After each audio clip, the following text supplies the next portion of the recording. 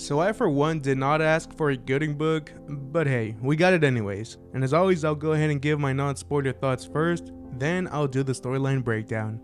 I have to admit, the first time I read this book, the only highlight for me was the villain, Splatterpuss. Everything else was just fine. Second time I read it, it grew on me, and now the third time I read it, I actually really enjoyed it quite a bit. And the same happened with Zaylin. I was over there on Bat's channel some time ago saying how much Zaylin did not work out for me. And then I recently did basically like a complete 180. But coming back to Goodyng, the best thing about this book for me is still the villain. This sadistic piece of crap, I feel like he flies under the radar in the Rippaverse fandom when it comes to the villains. This is the type of villain that you love to hate and want to see more of, or at least that's my opinion. And in this book, Mike Baring told us the story of both Goodyng and Splatterpuss from when they were kids all the way to adulthood when they're in their 20s. I'll also say this book is fast paced and some folks might have an issue with it like I did when I first read it. You know, wanting to let things marinate for a bit. We might get flashbacks later on if they want to add things to Goodyng's or Splatterpuss's past. We do see the different paths that Goodyng and Splatterpuss went in their lives. Like I said, Splatterpuss is still my favorite part of the book after this third read, and I like this journey from being a to being a killer that feels no remorse whatsoever. The man is just a cold-blooded killer. He takes pleasure in it. Goodyng, on the other hand, he was raised in a good household, went to class, got the good grades, got hired at a big tech company. We see that contrast, and I like seeing how completely opposite of each other they are.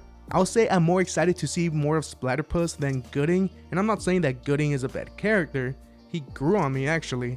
But Splatterpuss as a villain, man, I want to see him do some damage and screw with people he shouldn't be messing with. I would like to see him in other books. Maybe he can cross paths with Savfk or even Cameron Cross. I just want to throw Cameron out there because I want to see more of the character, and I might be in the minority. So that's that.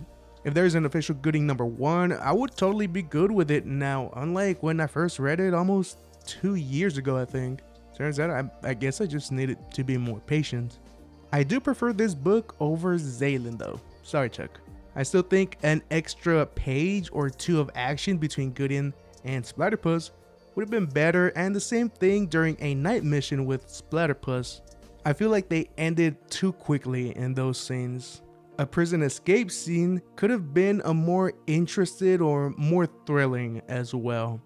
Now, while Conrad is one of my favorite artists that works at the Rippaverse, him and Jack Herbert are just awesome, along with Jay Brown, the colorist. Overall, I surprisingly had a good time with this book the third time around, and I know Delta Base is coming, and I can't wait to see what Mike has come up for the future. Now on to the spoiler story breakdown.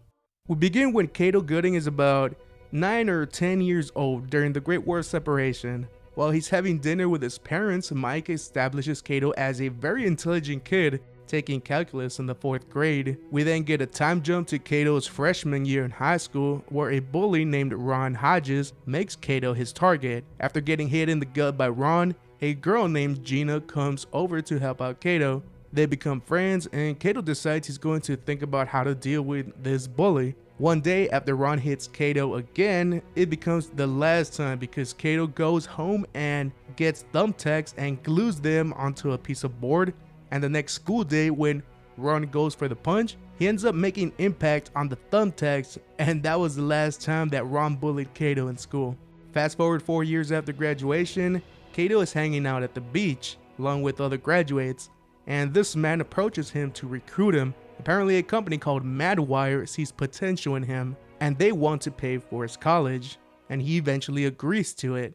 We next see Ron Hodges in basic training and ends up befriending one of his battle buddies he's training with. And one night they're talking about why they joined up. His new friend, Eric, tells him he wanted to serve his country, and Ron, with no hesitation, no shame, that bastard tells him he just wants to kill people. Meanwhile, Cato is arriving at his new school, and who shows up? Gina shows up because she'll be going to school as well. Apparently they got a great pre-med program. Back with Ron, they get parachuted in by a C-17 to conduct a night operation, and this part here is where I wish there were 2 extra pages of action. Them entering the compound and go room by room, taking out dudes, maybe take some casualties, And then when Ron and Eric find the room with drugs while the other guys in the team are dealing with the wounded, that's where Ron and Eric hide some in their pouches. That's what I would have liked to see. But anyways, Ron and Eric get caught and are court-martialed and sentenced to 12 years of hard labor. One day, one of the MPs comes up to them and asks them if they want to get out of prison. Turns out a private military contractor is interested in hiring Ron and Eric. They form a plan and go through with killing the MP in the process after he said he wouldn't. That's a crazy ass guy. The only thing for me here is that they escaped way too easily. All they did was jump over the wall and get into a vehicle. Like, what kind of prison is this? Maybe Mike wanted to write a more interesting prison escape scene, but he had to work with the pages that he got. I'm not sure. The pair then get taken to a private airfield near Colorado Brown House, where they meet James Silk, who is the founder of the company. The reason that he got them out is because they have a contract to disrupt the gain-function lab in Argentina, and since they trained in Alaska, they're cool with the cold weather, and they could live in Four Corners since they do not recognize Texas. They could live normal lives, so they agree. While Kato is doing really good in college, Ron and Eric get dropped in the cold mountains in Argentina near the Chilean border to infiltrate this facility where the scientists are conducting experiments on humans, and in this case, this person is spurting out blood. Ron and Eric's mission is to get all the information on Project Hemorrhage. Ron sees the test subject and goes to him. Then a lightning strike hits an antenna and causes Ron to get hit with a strike by these machines that are hooked up. Eric manages to get him conscious and they decide to leave before reinforcements show up. As weak as Ron is and with a twisted ankle, they walk for 3 hours in the freezing cold.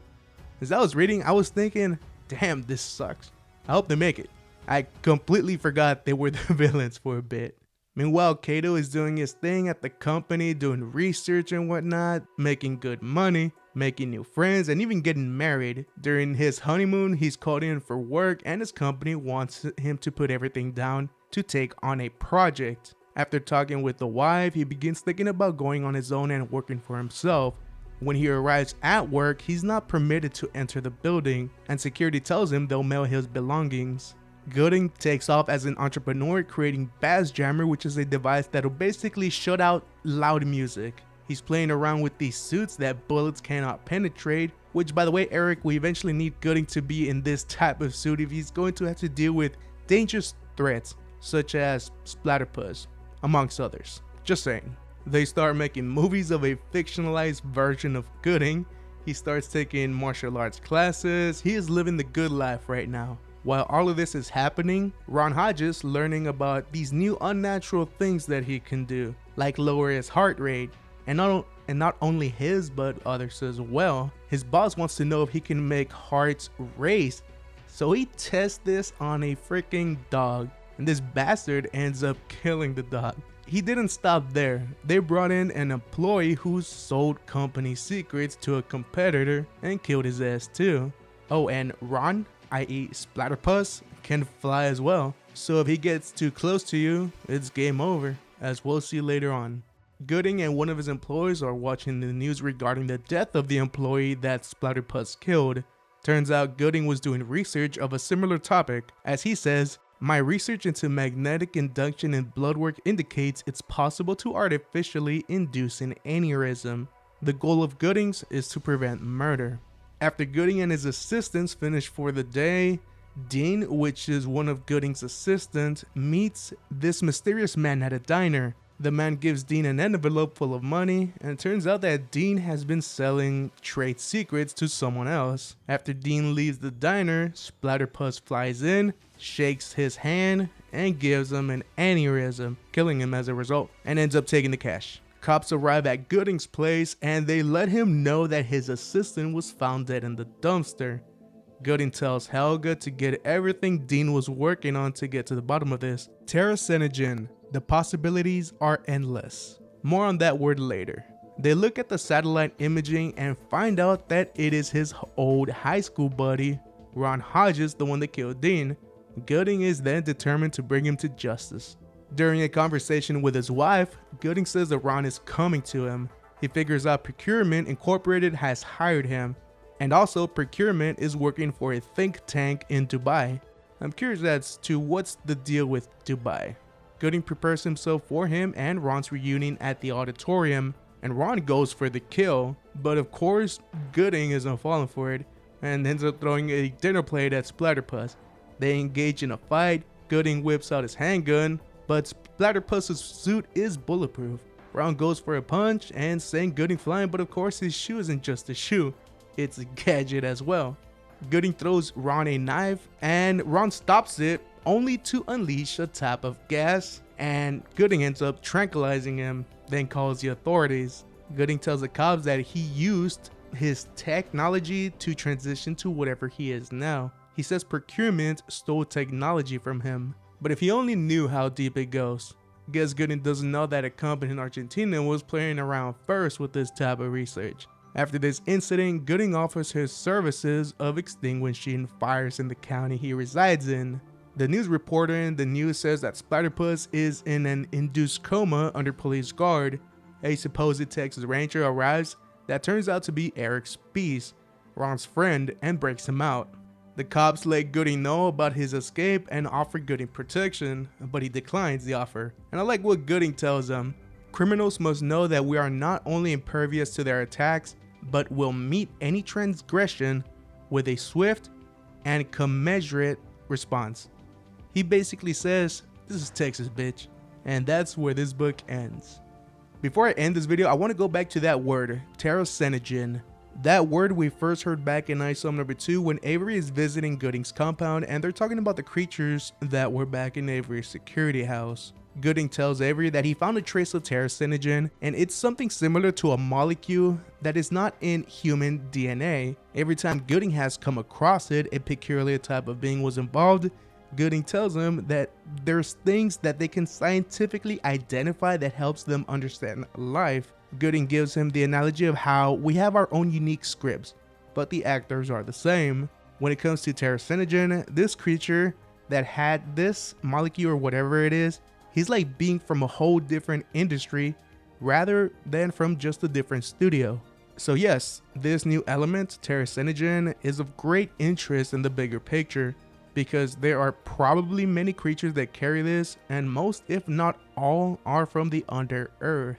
Now, what is the Under Earth? Well, I have no clue just yet what exactly it is. But I'll go ahead and end the video there. Do let me know in the comment section, did you guys catch anything else of importance? Do you have any theories about the Under Earth? Did you change your mind on this book? Is this your favorite book? Let me know in the comment section, and I will see you guys in the next one. Thank you for watching. Take care, y'all.